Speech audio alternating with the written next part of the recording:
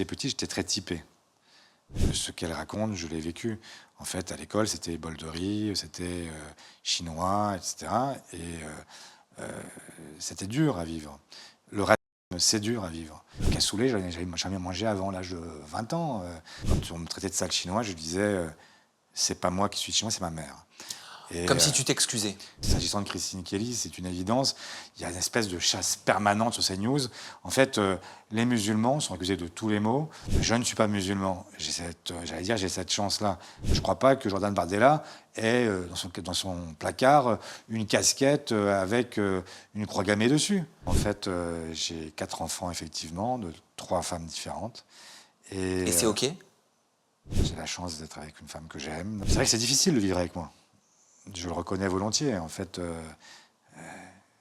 je suis souvent absent. Je rentre tard le soir. En ce moment, on est jour et nuit à l'Assemblée. Ça dure depuis 3 semaines. Le plus petit de mes enfants a 11 ans. Il n'est pas très content de voir aussi peu son père. Parfois, des semaines où on est fatigué, on en rentre, on a envie d'une seule chose, c'est de partir se mettre sous une couette. Moi, je n'aurais jamais imaginé être un jour parlementaire et être un jour premier secrétaire du PS. Je voulais être dessinateur. Et électoralement, c'était devenu un électeur de Marine Le Pen. C'était mon père. Donc, je l'ai aimé jusqu'au bout. Ça va être énorme ce que je dis là.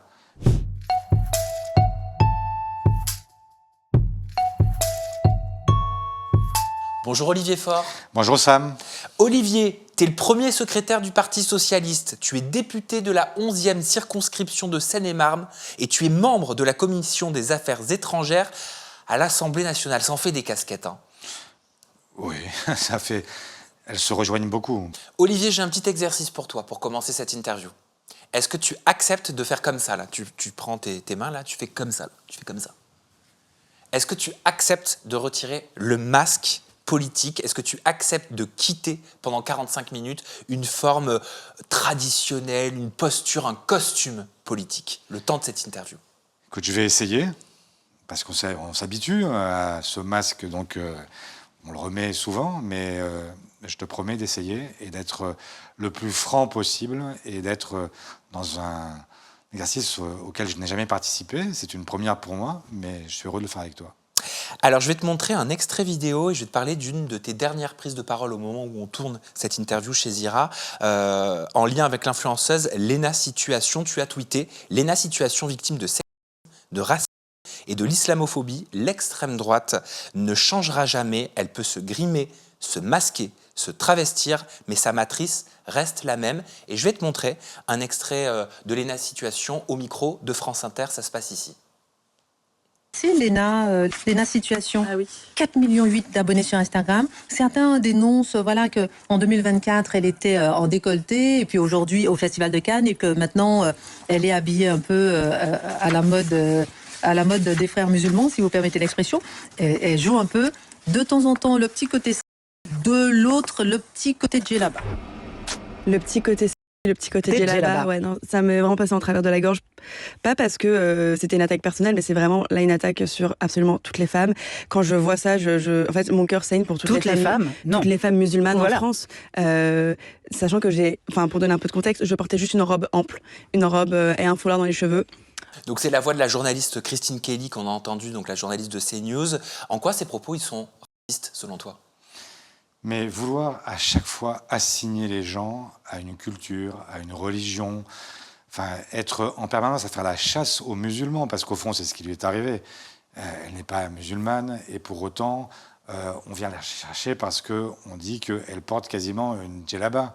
Ça n'a ni queue ni tête, mais parce qu'elle a une robe ample à Cannes, on vient faire la police du vêtement et demander si derrière ça, il n'y a pas une forme de radicalité cachée, un message subliminal qui serait à destination du monde musulman. C'est de l'islamophobie pour toi? On est bien sûr dans une forme d'islamophobe. S'agissant de Christine Kelly, c'est une évidence. Il y a une espèce de chasse permanente sur CNews. En fait, les musulmans sont accusés de tous les maux. Derrière chaque musulman, il y a un terroriste en puissance, il y a un voleur en puissance. Bref, c'est insupportable. Je ne suis pas musulman, j'ai cette chance-là, Mais j'imagine ce que peut éprouver quelqu'un qui aujourd'hui vit sa religion de manière totalement quiétiste, qui ne se pose aucune autre question que celle de pratiquer sa foi, et d'être en permanence renvoyé à des préjugés, d'être en fait soupçonné de je ne sais quelle cinquième colonne, d'être toujours en fait le bras armé d'une organisation étrangère, d'être toujours finalement jamais être français. C'est décomplexé pour toi aujourd'hui? Ah oui, oui, je le crains. Le vrai changement entre Jean-Marie Le Pen et Marine Le Pen, ça va te paraître bizarre, mais c'est qu'au fond, Jean-Marie Le Pen, il s'attaquait aux étrangers. Et donc il disait, ils sont étrangers, donc ils doivent avoir moins de droits que les autres. Avec Marine Le Pen, on est passé à l'idée que désormais, on restait étranger toute sa vie, et même après 2, 3, 4 générations, puisque en fait, ce qui est reproché à ces gens-là, c'est leur foi. Et donc, on ne peut pas en fait s'intégrer puisque c'est en fait cette foi-là qui est inassimilable à la société française. Qu'est-ce que tu veux dire? Le discours de Jean-Marie Le Pen, il était moins dangereux que celui de Marine Le Pen aujourd'hui? Mais au fond, Jean-Marie Le Pen laissait peut-être un chemin, ça va être énorme ce que je dis là, mais en fait, il y avait quand même l'idée qu'on s'attaquait à l'étranger, désormais on s'attaque aux musulmans. Mais ça veut dire qu'au bout de 25 générations, il y a des gens qui seront toujours musulmans et qui seront toujours considérés comme étrangers à la tradition, à la culture, à notre pays. Or, nous sommes dans un pays qui est un pays métissé. Il faut l'admettre une fois pour toutes. Nous ne sommes pas la France de Clovis ou la France de Vercingétorix. Nous sommes au XXIe siècle et nous avons un pays qui est le fruit d'une histoire longue, à la fois un empire, donc la colonisation, puis la décolonisation, j'en suis moi-même le fruit puisque je suis eurasien. On va en parler. Et donc nous sommes dans un pays qui est vraiment issu de ce mélange-là, et tant mieux. Et c'est ce qui fait notre force, qui fait en fait, bon, Sam Zira, ça vient d'où Sam Zira? Certainement que tu as des origines qui ne sont pas exclusivement entre Lille et Perpignan, peut-être que tu as des origines ailleurs, et tant mieux. Aujourd'hui, grâce à toi, on a des émissions, on a quelqu'un qui est parmi ceux qui ont une influence dans le monde médiatique, qui permettent aussi de découvrir des gens de nature très différente. Mais qui s'en plaindrait? En fait, pas moi. Moi, je trouve qu'en fait, on ne devrait jamais juger les gens sur leurs origines, sur leur religion, sur leur sexualité, sur leur genre. Tout ça n'a aucun sens. Malheureusement, il y a des gens qui s'évertuent à classer, à mettre dans des boîtes. C'est pas... Voilà. Pourquoi, quand la gauche, de façon générale, elle dénonce l'islam dans notre pays, en France, vous êtes accusés d'être des complices du terrorisme? Je sais pas. Je l'ai encore entendu au Parlement européen, oui. Au moment des commémorations du 13 novembre. Ça a été retoqué d'ailleurs par la présidente Roberta Metsola. Mais c'est juste incroyable. La réalité, c'est qu'il existe malheureusement un racisme particulier qu'on a qualifié d'ici, qui est lié au fait qu'aujourd'hui, il y a une forme de racisme en direction d'une population particulière, qui est en fait la population de culture musulmane ou de confession musulmane. C'est une façon de vous décrédibiliser? C'est une tentative de décrédibilisation? Oui, je pense qu'il y a derrière cette idée-là une forme de racisme qui s'est décomplexée, puisqu'on ne s'attaque plus, entre guillemets, à une race, on s'attaque à une culture ou à une religion. Et donc, c'est plus facile de le dire. On dit, mais moi, je m'en fous qu'il soit noir, jaune, blanc, bleu, vert. Non, non, ce qui me gêne, c'est qu'il soit musulman. Donc, c'est sa culture, c'est sa religion qui me gêne. Et donc, ça laisse, en fait, au fond, une forme de liberté. Et c'est vrai que depuis qu'on a décidé que derrière... D'autres ont décidé que derrière chaque musulman, il y avait un en puissance, mais il y a une culture du soupçon qui s'est installée et qui est en réalité détestable. Et avec, malheureusement aussi, en regard de cette ère du soupçon, un repli parfois aussi de femmes, d'hommes, souvent jeunes, qui se sentent tellement acculés par ce qu'ils voient de ce qu'on véhicule sur eux-mêmes, sur leurs parents, qui finalement se replient sur une identité qui est souvent fantasmée aussi, parce qu'ils sont d'abord français avant d'être d'une autre origine. Moi, je suis avec une double culture, mais en réalité, je suis 100% français. C'est mon pays, j'ai grandi là, j'ai ma culture. J'étais à l'école en France, j'ai grandi en France, mes collègues étaient français. Alors évidemment, je partage une autre culture avec ma mère, Mais la réalité, quand même, c'est que je suis d'abord français. Quand je vais au Vietnam, les gens ne me considèrent pas comme un Vietnamien. Ils considèrent que je suis un Français, un Viet Kieu, un Vietnamien de l'extérieur, de l'étranger. Mais voilà, donc voilà. Pour moi, franchement, ça a quelque chose d'insupportable de classer les gens, et on devrait les classer uniquement sur leur mérite. Ça suffirait amplement. Olivier, tu es premier secrétaire du Parti socialiste. Ça veut dire quoi concrètement? Est-ce que ça veut dire que tu es le big boss des socialistes? Ça veut dire que, alors on dit le patron du PS, on dit le big boss peut-être, ça veut dire surtout que je suis celui qui a été élu par un congrès et qui donc doit rendre des comptes à des militantes et des militants et qui doit assumer des choix qui sont des choix collectifs. Il y a un bureau national tous les mardis. Et donc ça veut dire que tu es une grosse tête? Ça veut dire que je suis en fait celui qui porte la parole pour les autres, mais qui doit aussi tenir compte de ce que disent les autres. Je ne suis pas je n'ai pas une cour derrière moi. Les gens ont le droit de penser différemment de moi. Je suis dans un parti démocratique qui, à rythme régulier, fait des congrès dans lesquels on tranche une ligne politique. Il se trouve que depuis 8 ans, c'est moi qui ai gagné. Peut-être un jour, je perdrai. Peut-être que je partirai avant aussi, mais en tout cas, ce qui est sûr, c'est que il ne faut pas le prendre. Enfin, moi, je ne suis pas Jupiter, je ne suis pas le Jupiter des socialistes. Je suis celui qui, à un moment, a été choisi pour ce qu'il porte, et c'est comme ça que je le vis.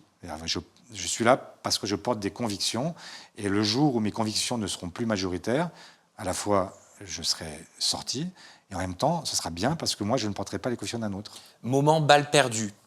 Pardon, Olivier Faure, t'es la grosse tête d'un parti qui a fait moins de 2% aux dernières élections présidentielles. Comment tu l'expliques? Est-ce que ça veut dire que le PS est mort? Non, ça veut dire que parfois le PS s'est trompé. Ça veut dire que si on avait tout réussi, on serait encore au pouvoir. Et si on ne comprend pas qu'à un moment, les gens ont voulu nous adresser un avertissement spectaculaire, quand on fait moins de 2%, ça veut dire que ou on change, ou on meurt. Et j'ai décidé qu'on changerait. Il faut être humble pour être premier secrétaire, pour être le big boss d'un parti. Parce qu'il ne faut pas avoir d'ego non plus, j'imagine. On prend beaucoup de coups, on en rend aussi quelques-uns, mais c'est vrai que ça suppose de ne pas s'attacher au regard qu'on porte sur soi. C'est parfois difficile d'être chef d'un parti. Ce n'est pas vrai que pour le PS, c'est vrai pour tous les chefs de parti, qui sont souvent mis à l'amende parce qu'on nous voit comme des politiciens, peut-être comme des gens corrompus ou des gens qui ne croient en rien, qui sont en fait des machines électorales. C'est autre chose, un parti. En tout cas, celui que je défends, c'est un parti de conviction, c'est un parti qui a aussi beaucoup changé la vie des gens. Mais tu as déjà eu envie de tout arrêter? Quand, par exemple, oui, aux dernières élections présidentielles, tu vois moins de 2%, est-ce que tu te dis « Oh, ça sert à rien de continuer. Franchement, j'ai l'impression de bosser, de m'épuiser. Mais pour ça, mais qu'est-ce que je vais continuer? C'est bon, allez, stop, je change de vie. » Non, c'est pas à ce moment-là que j'ai eu des coups de mots. En fait, c'est plutôt quand il y a des moments où je vois les débats internes qui prennent le pas sur toute forme de rationalité, où chacun s'évertue à se trouver des différences avec son voisin, les surjouer.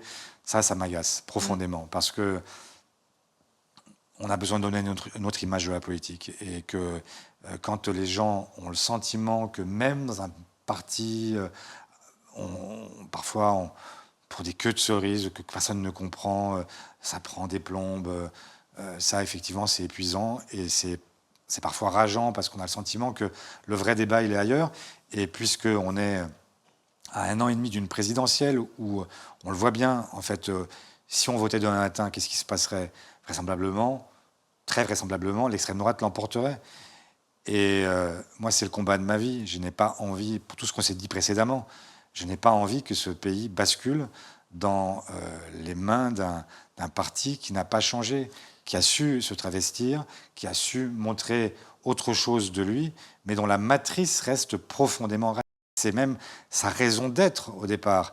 Et donc, me dire qu'aujourd'hui, on a parfois des débats à gauche incessants, insupportables, et qui ne permettent pas à un moment de dire que l'essentiel doit nous réunir, ça, effectivement, parfois j'ai envie de baisser les bras. Mais en même temps, comme il y a en moi quelque chose qui me dit on ne peut pas lâcher, pas maintenant, surtout pas, je repars sur le cheval et je repars au galop. Mais c'est un avis qu'elle partage. Marine Tondelier qui a officialisé sa candidature à la présidence de la République 2027. Est-ce que ça signifie que tu vas t'associer à elle pour l'union de la gauche? Oui. Oui, on va faire ensemble une primaire.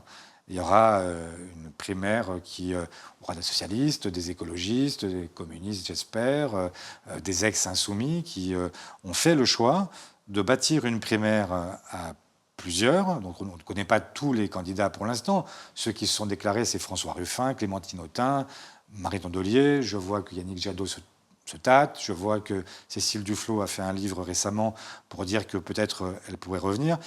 Et il y en aura d'autres. Il y en aura certainement plusieurs qui viendront des rangs du PS, peut-être, j'en sais rien, peu importe. Non. Ben, on verra.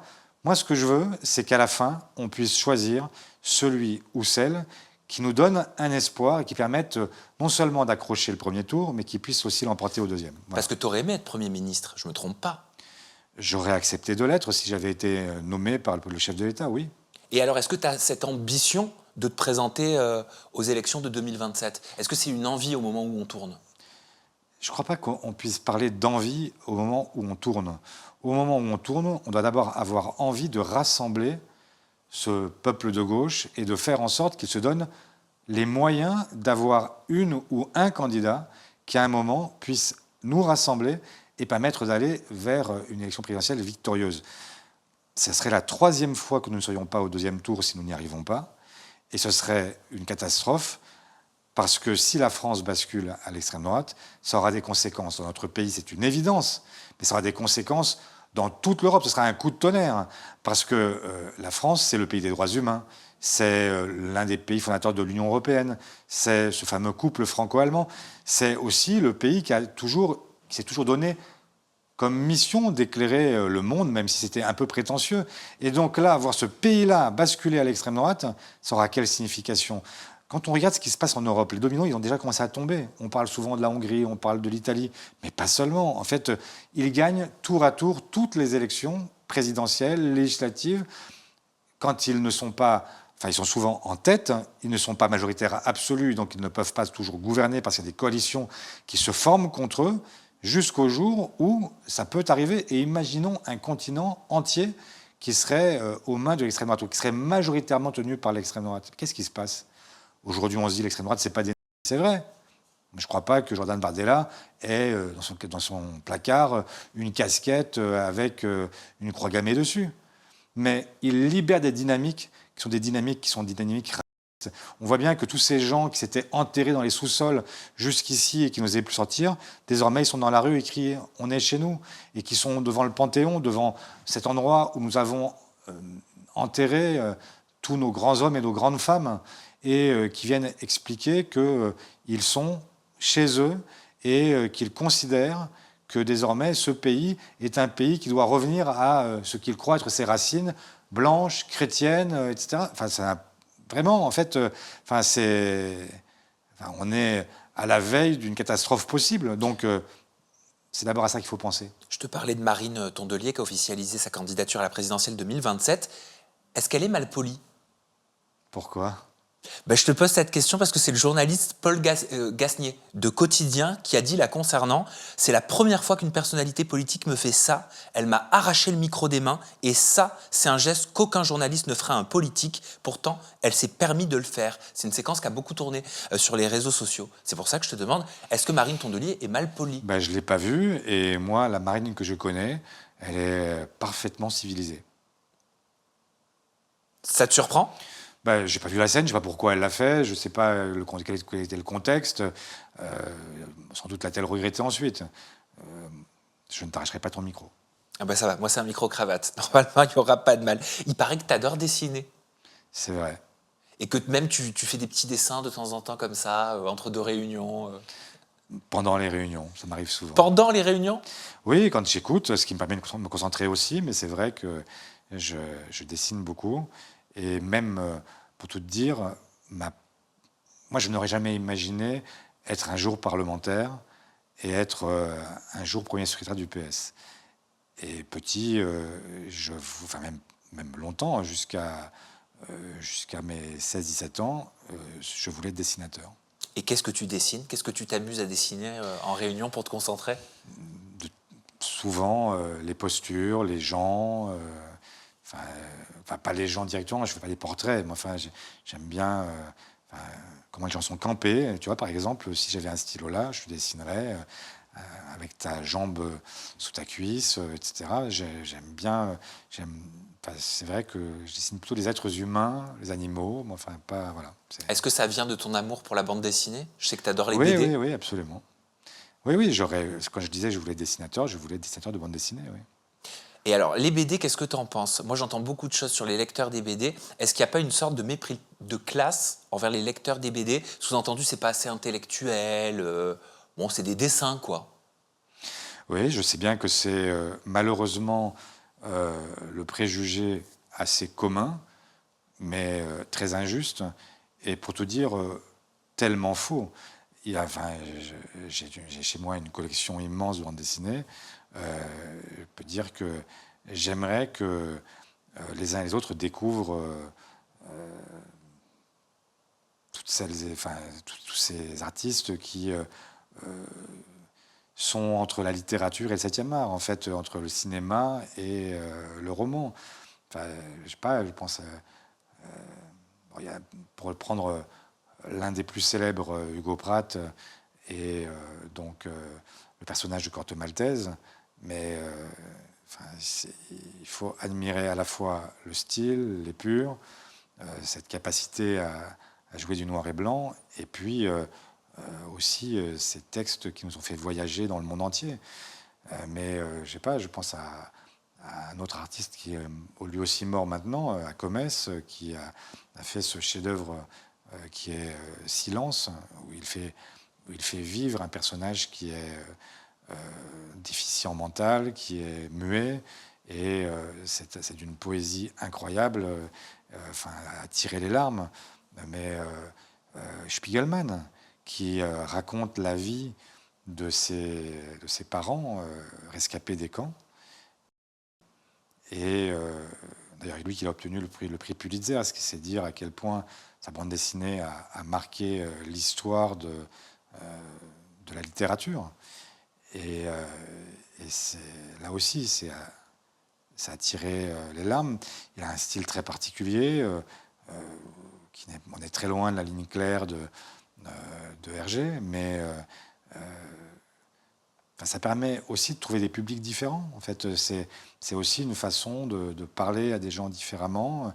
Je vois que maintenant Bourdieu est en bande dessinée. Je vois que des cours d'économie sont en bande dessinée. Je vois que quand il a fallu parler du réchauffement climatique, tout le monde s'est mis à faire de la bande dessinée. Quand il a fallu parler des solutions, face au réchauffement climatique, Un monde sans fin, c'est un succès de librairie, Christophe Blain, formidable en fait. Honnêtement, il faut arrêter ce mépris, effectivement. Mépris de classe, mépris faussement intellectuel, de gens qui ne connaissent pas. Johannes Farr, je pourrais en citer tellement. Mais tu as sorti un livre, Je reviens te chercher. Je vais t'en parler dans quelques instants. Mais j'ai dessiné, moi-même aussi. Ah, mais j'allais te demander pourquoi tu sors pas une bande dessinée. Mais je l'ai fait. Il y a quelques années, en fait, alors à l'époque, j'étais pas élu, mais j'avais envie de dessiner, et c'est le moment où sont nés les blogs. Et donc, je me suis dit, tiens, ce qui serait drôle, original, c'est de faire un blog en bande dessinée. Je savais pas quoi faire. Donc, j'ai commencé, en fait, c'était le moment du tsunami donc en Thaïlande, et j'ai commencé par raconter le tsunami, ça n'avait aucun sens. Je n'étais pas sur place, je ne savais pas très bien. Et puis je me suis dit, mais qu'est-ce que je vais raconter? Et puis très vite, je me suis mis à raconter l'environnement dans lequel j'évoluais, qui était celui de la politique, et j'ai commencé à raconter une histoire qui m'a permis de raconter toute la phase qui précède l'arrivée de Ségolène Royal dans la présidentielle de 2007. Voilà, et donc ça a été un roman graphique, et je me suis beaucoup amusé. Et alors maintenant, je la montre plus parce que, en fait, j'aime pas comment je dessinais à l'époque, et j'ai beaucoup changé. Comme tous les artistes en vrai. Hein. Peut-être, je sais pas si je suis artiste, mais en tout cas, c'était sympa. Mais on peut peut-être être homme politique et artiste, c'est pas incompatible. Non, c'est pas incompatible, mais c'était l'époque où, donc le soir, quand je rentrais chez moi, j'avais à l'époque 2 enfants, et donc, alors je les ai toujours, mais j'en ai plus maintenant. Et donc, c'était l'un de mes fils qui était tout petit, et qui m'a vu pendant des mois et des mois, tous les soirs dessiner. Et lui-même a pris ce chemin-là et j'en suis très fier. Tu dessinais déjà gamin? Oui. En fait, quand j'étais petit, il n'y avait pas beaucoup de jouets. Et donc, mon père me ramenait du boulot des gros... je ne sais pas comment le dire. Des grandes feuilles non, pas des... Oui, c'était des grandes feuilles, mais c'était des espèces de gros livres, qui étaient des livres de contes, j'imagine, etc. Et donc, je pouvais dessiner, j'avais des feuilles à foison. Et pour jouer, en fait, je me racontais des histoires tout seul. Et je faisais, je sais pas, des courriers des Indiens. Et puis, comme je n'avais pas encore la capacité à comprendre comment marchaient les cases d'une bande dessinée, je me racontais l'histoire et je me rappelle très bien que je dessinais par exemple la flèche qui partait, puis je dessinais le trait de la flèche qui partait, et puis après je faisais dessiner la flèche qui atteignait le cow-boy, et après je faisais saigner le cow-boy. Je me racontais des histoires comme ça. Voilà, c'était mon enfance. En parlant de ton papa, il est français, ton papa? Absolument. Ta maman, elle est des vietnamienne. origines espagnoles, mais il est français. Et maman vietnamienne, oui. C'est ça? Comment tu décrirais cette double culture avec ton regard d'enfant? Comment tu la voyais? Est-ce qu'elle était évidente pour toi? Est-ce qu'il y avait même des différences en termes d'éducation? Oui, il y avait des différences, mais je ne sais même pas si au départ j'ai eu conscience que c'était une double culture. Ouais.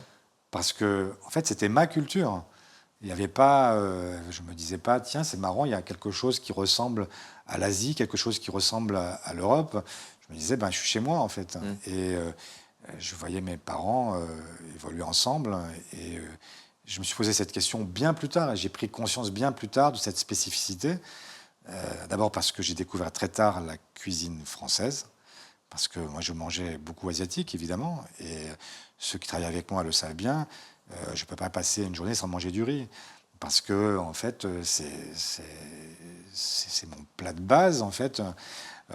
Et donc, voilà. Donc, donc j'ai découvert, je sais pas, enfin, toute la cuisine française. Le cassoulet, j'avais jamais mangé avant l'âge de 20 ans. J'avais jamais mangé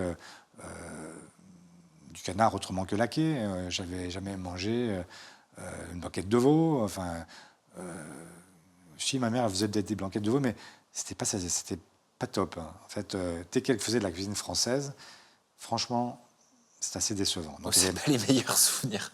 Non, c'était pas mes meilleurs souvenirs. Donc je mangeais beaucoup asiatique et pendant quelques jours par an, quand j'allais voir mes grands-parents maternels, là, on mangeait à la bonne franquette. Mais c'était pas, enfin, c'était pas ma cuisine.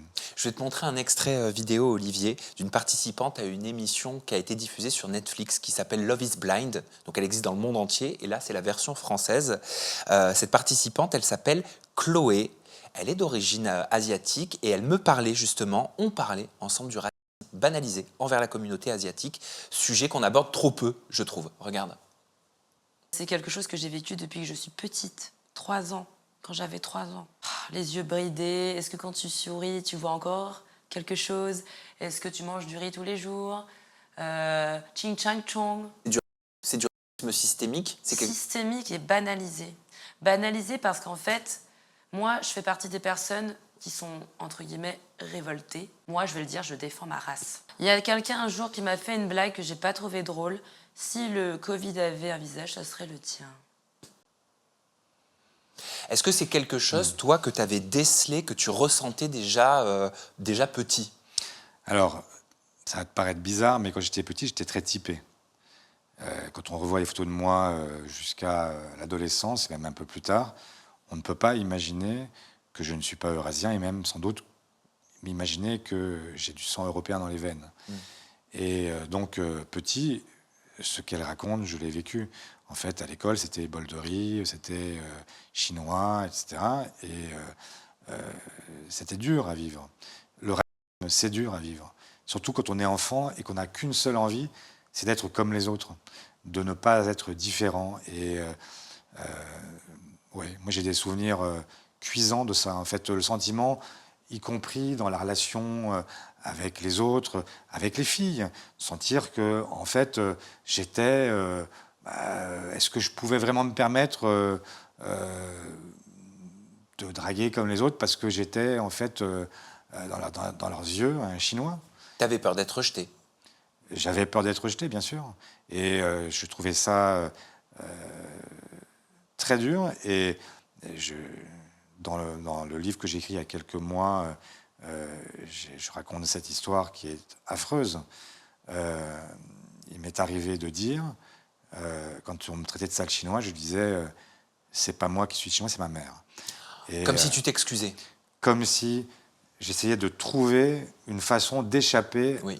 De minimiser. De minimiser, de dire au fond, moi je suis français. Oui. Et aujourd'hui j'ai honte d'avoir dit ça un jour, j'étais tout petit. Mais c'était affreux de dire ça.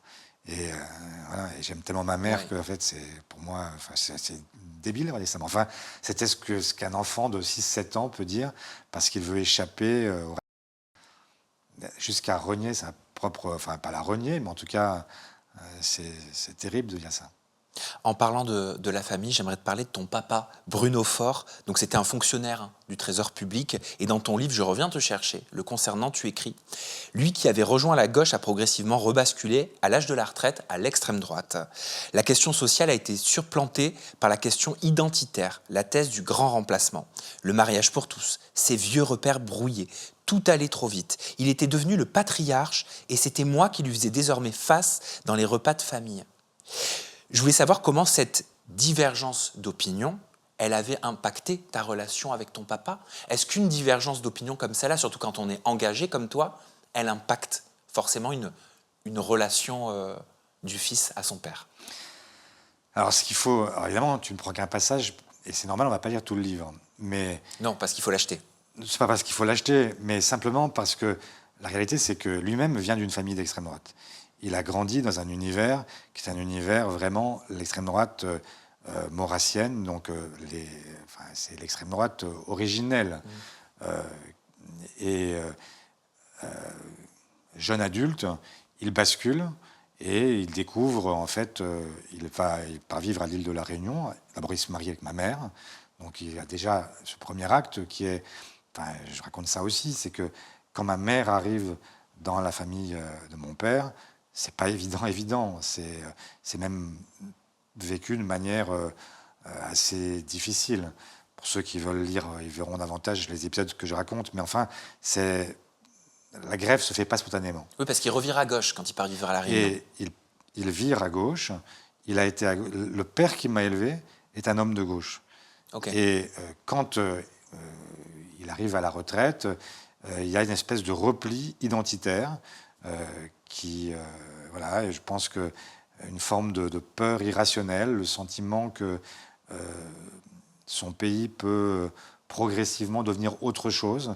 Lui qui a vécu toute sa vie avec des musulmans, avec des juifs, avec des catholiques, avec des athées, avec des gens très différents. Mais là, il y a une espèce de retour à la case départ.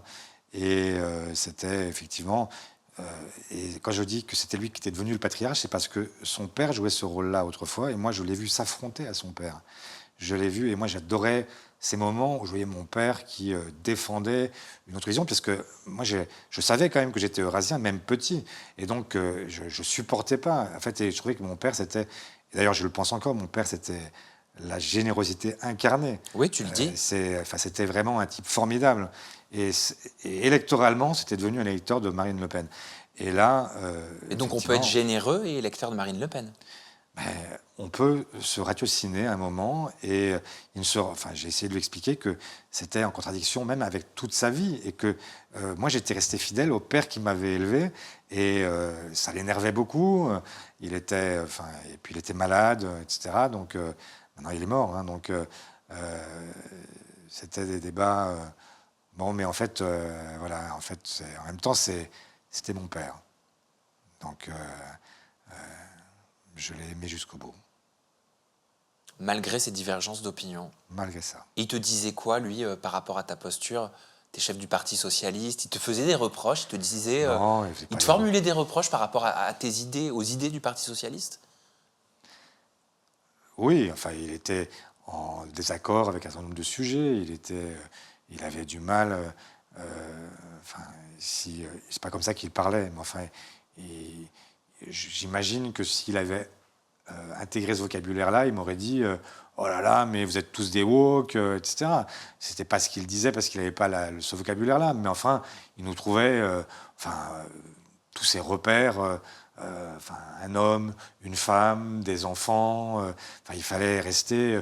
Il était très conventionnel, donc ça lui paraissait complètement dingo ce qu'on faisait. Mais le discours que tu as, je suis convaincu que ça parle à énormément de personnes qui sont en train de nous regarder parce qu'on l'a peut-être tous vécu à un moment donné dans notre famille ou même avec des amis où on se rend compte qu'on n'a pas forcément les mêmes opinions. Mais ça montre que, en tout cas, l'amour, il est là. Toi, ton père, tu l'aimes. Oui, bien sûr. Bien sûr. Et tu l'aimais. Bien sûr, mais le livre dont tu parles, pardon de faire de la publicité, mais le titre c'est « Je reviens te chercher ». Parce que la réalité, c'est que je regrette tellement de ne pas avoir eu le temps de revenir le chercher et de lui dire, et c'est ce livre, en fait, c'est lui dire, en fait, bien sûr que tu as basculé, mais je sais qu'on va se retrouver. Et je sais qu'on aurait pu se retrouver parce que,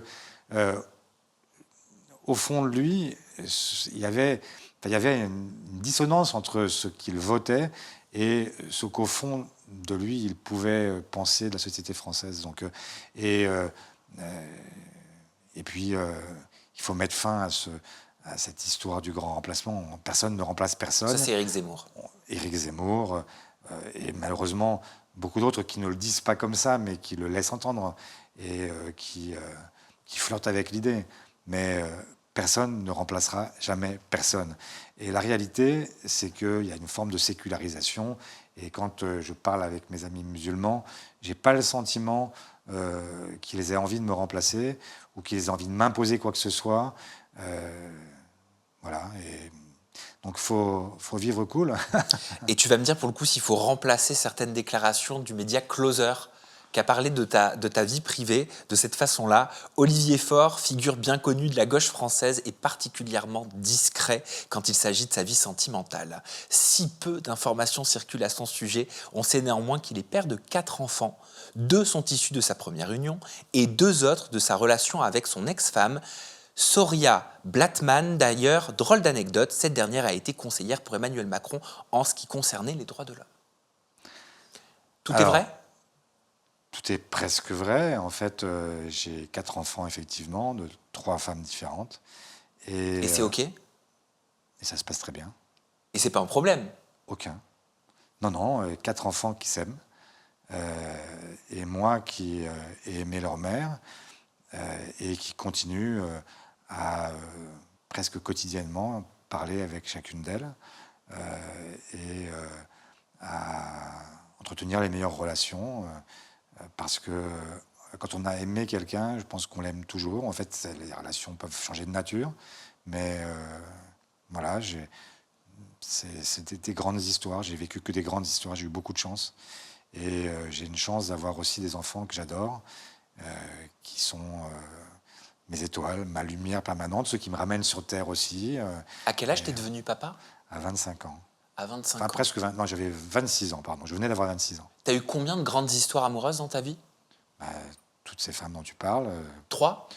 Peut-être un peu plus, 4. Quelle place a l'amour dans ta vie ? Allez, je vais commencer par le Olivier, mais pas Olivier Faure. Hein. Olivier, jeune homme fougueux. Quelle place avait l'amour ? La même que... Je sais pas, tu me poses une question à laquelle je ne sais pas te répondre. C'est essentiel. En fait, j'ai aimé de toutes mes forces. En fait, et j'ai vécu des histoires formidables. En fait, je ne peux pas te dire autre chose. Quelle place a l'amour aujourd'hui dans ta vie ? Toujours la même chose. Immense. J'ai la chance d'être avec une femme que j'aime, d'avoir... J'ai une vie sur ce plan-là qui est une vie rêvée, en fait. Qu'est-ce que je pouvais espérer de mieux ? Je ne sais pas. Oh, mais est-ce que c'est évident, avec tes multiples casquettes, avec tes fonctions, avec tes responsabilités ? Est-ce que tout le monde peut accepter ça en face ? C'est très difficile. Alors, il y a eu des étapes différentes. Je n'ai pas toujours été premier secrétaire, mais c'est vrai que... Mais tu as toujours été investi. Toujours été investi. C'est vrai que c'est difficile de vivre avec moi.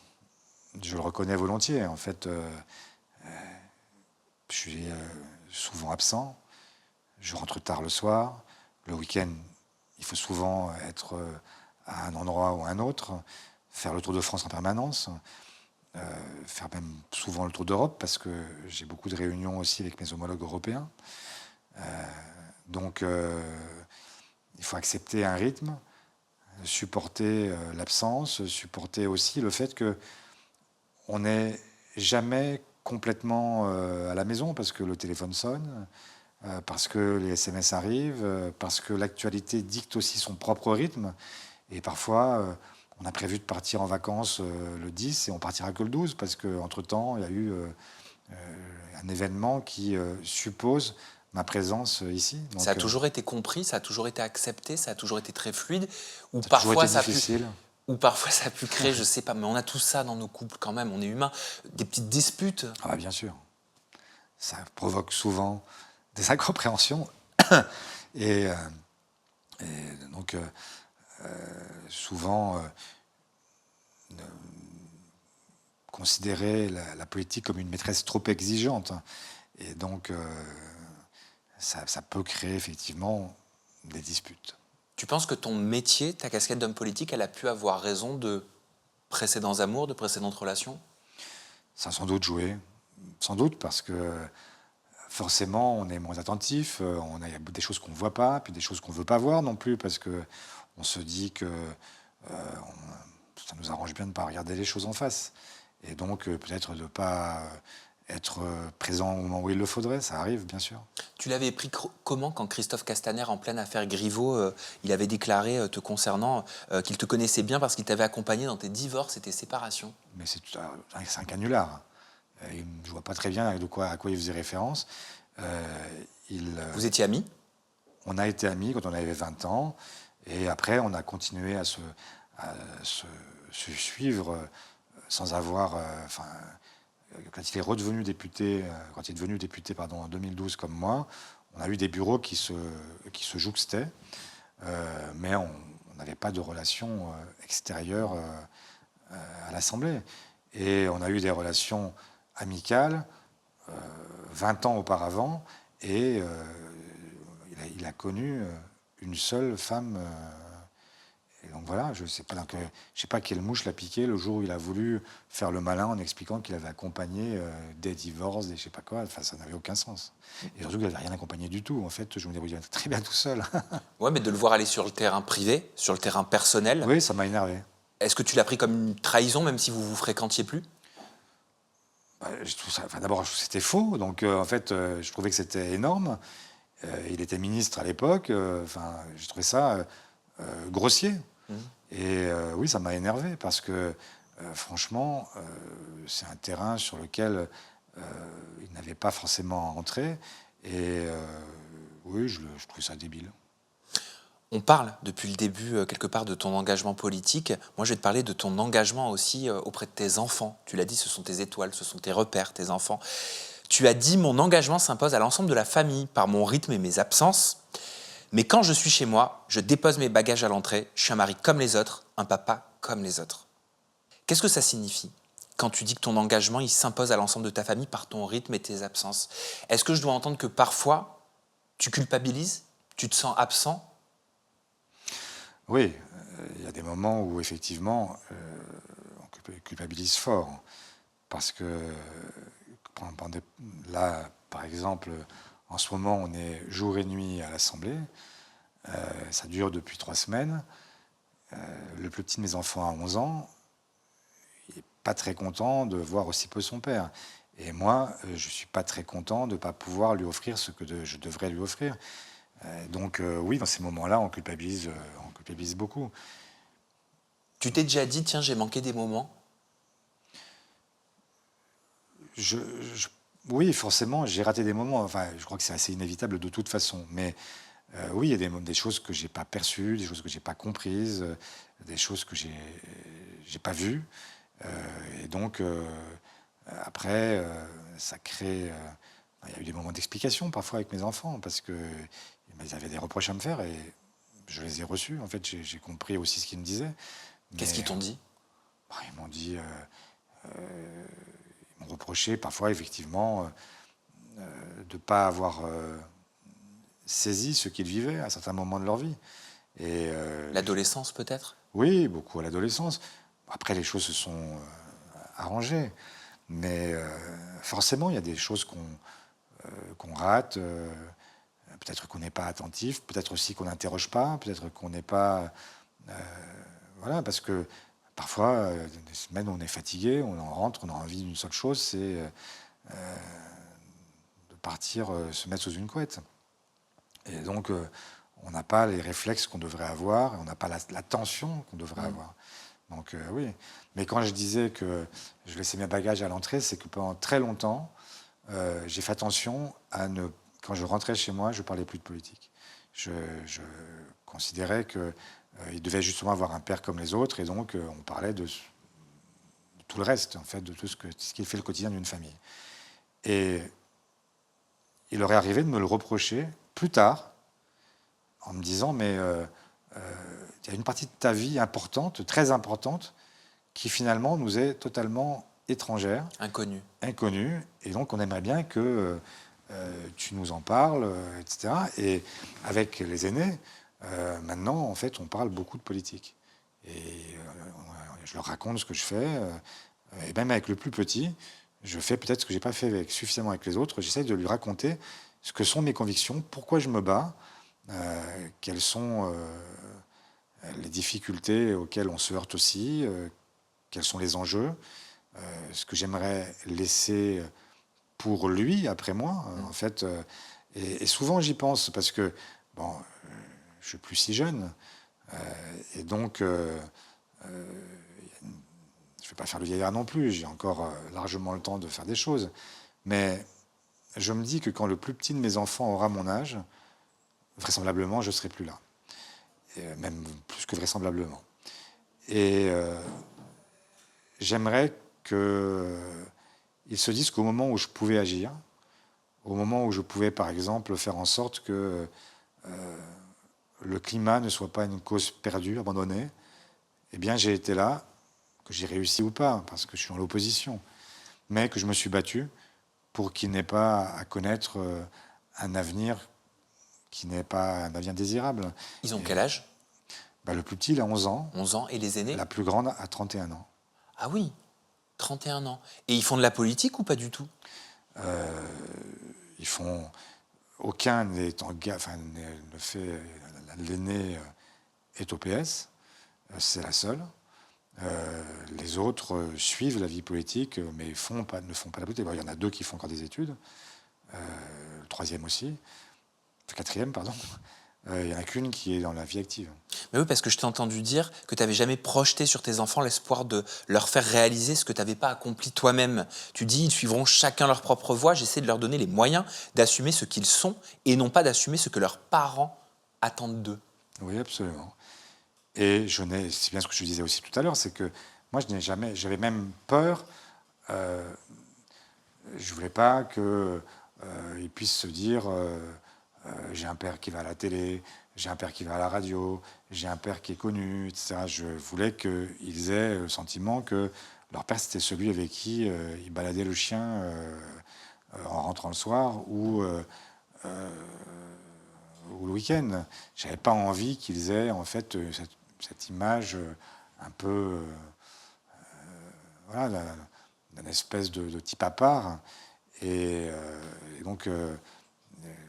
je laissais la politique dehors. Et c'est eux qui m'ont dit, on aimerait que tu nous en parles. On a eu un jour de conversation où ils m'ont dit, mais tu te rends compte qu'en fait, tu ne nous parles jamais de ce que tu fais. Et moi, je leur ai répondu, mais oui, c'est normal, parce qu'en fait, je ne veux pas vous en avec ce que je fais. Je ne veux pas que vous ayez... C'est un peu pesant, hein. Le type, il arrive, il est premier secrétaire, député, etc. Je trouvais ça un peu lourdingue. Et c'est eux qui m'ont dit, mais non, mais ça nous intéresse, on veut que tu nous en parles, parce que justement, c'est une part tellement importante de ta vie qu'on veut la partager avec toi. Et donc, depuis, on s'en parle beaucoup et ça les intéresse. Tu voulais quelque part inconsciemment les protéger et eux voulaient être inclus. Voilà, exactement. Tu as bien résumé les choses, c'est qu'il y avait cette espèce d'incompréhension mutuelle, c'est qu'eux croyaient que je ne voulais pas les inclure, que de cette façon, j'avais une vie à part et sans eux, et... moi, je pensais que, justement, il fallait que je les laisse évoluer comme ils l'entendaient et ne pas chercher à être le type qui ramène sa fraise à tout propos. Pour conclure cette interview, Olivier, j'aimerais qu'on tourne autour de ton nom de famille, Faure, F-A-U-R, mais tu te doutes forcément que je vais le transformer en Fort, F-O-R-T, de façon tout à fait joviale et bienveillante. Ne t'inquiète pas, pas comme dans une cour d'école. Dans quel Ouais, parce que ça aussi, c'était... Je l'ai vu dans tes yeux. Oui, oui, quand j'étais petit, il y avait une publicité que tu ne connais pas parce que tu es trop jeune, mais la marque Fort pour les frigidaires, la vaisselle, etc., il y avait une pub qui... le slogan, c'était assez simple, c'était Fort, et après ça disait Fort, F-A-U-R-E. Et donc, dans la cour de récréation, j'avais droit régulièrement à Fort, F-A-U-R-E. Voilà, donc c'est un jeu de mots auquel je suis habitué maintenant. Oui, mais en tout cas, mieux vaut s'appeler fort que faible. C'est sûr. Hein, je me dis, d'ailleurs, j'embrasse toutes les personnes, peut-être, j'imagine que ça doit exister, son nom de famille, potentiellement. Je ne sais pas. Tout existe, donc voilà, j'embrasse tous les faibles qui nous regardent. Olivier, dans quelle situation tu t'es senti hyper fort? Quand j'ai été élu, d'avoir la reconnaissance de femmes et d'hommes qui ne me connaissaient pas tous, mais qui m'ont fait confiance et qui m'ont dit tu vas nous représenter. Ça, c'était une immense fierté. La première fois que j'ai mis le pied dans l'hémicycle, j'étais en fait le premier jour, on est passé par ordre alphabétique, et j'étais tout en haut, et j'étais coincé entre Elsa Fossillon, François Fillon, Olivier Falorni, etc. Et là, je me suis à la fois fort parce que porté par des habitants de ma circonscription, et en même temps ramener une forme d'humilité parce que j'ai vu qu'on était nombreux dans le même cas. Qui est la plus forte pour gagner la mairie de Paris? Rachida Dati ou Sophia Chikirou? Ce sera Emmanuel Grégoire. Emmanuel Grégoire, ton parti? Oui, bien sûr, mais pas seulement parce que c'est mon parti, parce que c'est mon ami, et aussi parce que je pense qu'il incarne parfaitement ce qu'est Paris, dans sa dimension à la fois sociale, culturelle, sa générosité naturelle aussi. Être maire, c'est quelque chose de particulier. Il faut aimer le contact permanent, il faut aimer les gens, il faut avoir une forme d'empathie naturelle qu'il a. Et vraiment, je pense que ce sera un très bon maire de Paris. Qui est le plus fort au perchoir? Qui est le président de l'Assemblée nationale le plus fort? Qui l'a été, ou en fait, moi j'ai le souvenir de Raymond Forny, de Claude Bartolone, d'Henri Emmanuelli, qui ont été des présidents exemplaires. Et mais je pense aussi à Jean-Louis Debré. Quand est-ce qu'on est un grand président de l'Assemblée? Quand on s'élève au-dessus de ses intérêts partisans et qu'on est capable de défendre, y compris les droits de ceux qui sont dans l'opposition. Est-ce qu'elle est forte, Yael Braun-Pivet? Elle s'arrange. Ça veut dire quoi, elle s'arrange? Ça n'a pas toujours été le cas. Ça a même été souvent le contraire. Mais je trouve que dans cette dernière partie de la législature, il y a quelque chose, il y a une démarche où elle va davantage vers les autres. Mais voilà, et je pense que d'ailleurs, dans un moment où nous n'avons pas de majorité à l'Assemblée, où personne n'a de majorité, ça s'impose. Et enfin, qu'est-ce qui te rend le plus fort dès le matin? Un baiser? L'amour. La mort. L'amour, toujours l'amour. Merci Olivier Faure. Merci à toi. Olivier, on te retrouve au-delà de ta circonscription, au-delà de ton rôle, voilà, de chef du Parti Socialiste. On te retrouve sur tes réseaux sociaux. Ton compte Instagram, c'est Olivier Faure parlementaire. Ton compte TikTok, c'est Faure-Olivier. Ton compte X, c'est Faure Olivier également. Merci, parce que je trouve que tu as relevé le défi. Le masque, tu l'as enlevé. Bon, bah écoute, je repars en le remettant ou je le laisse Tout dépend où tu te rends après. Je m'en vais au PS, là. Tu t'en vas au PS. Il faut le remettre peut-être. Non, mais non, en fait, je pense vraiment que ce qui est bien, c'est ce qui est formidable dans ce type d'interview, c'est qu'on a l'occasion de dire aussi ce que l'on est. On nous voit un peu en métal, en acier, etc. On est des êtres humains d'abord, avec des histoires, avec des trajectoires, avec des convictions et avec des sentiments aussi. Et c'est dommage qu'on voit de la politique que le pire. Voilà, donc c'est bien qu'il y ait des gens qui nous permettent de montrer autre chose. Peut-être que les gens trouveront que c'est pas mieux, mais au moins, ils sauront pourquoi ils nous détestent.